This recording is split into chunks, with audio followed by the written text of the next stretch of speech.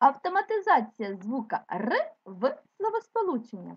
Запропонуйте дитині повторити словосполучення, чітко вимовляючи звук Р. Український прапор.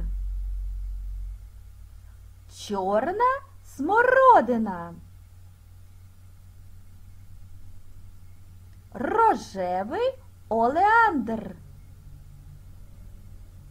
Корисний виноград. Красивий чорнобривець. Морський берег.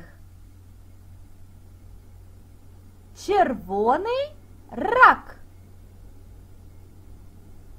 Гаряча праска. Різнокольоровий парашут. Чорний скутер. Червона ікра. Російський прапор. Рожева троянда.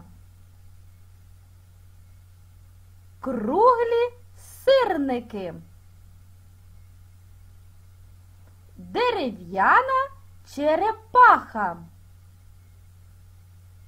Чорні окуляри.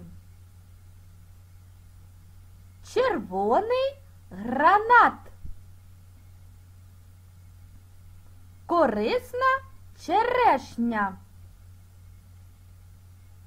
Червона троянда. Гірська річка.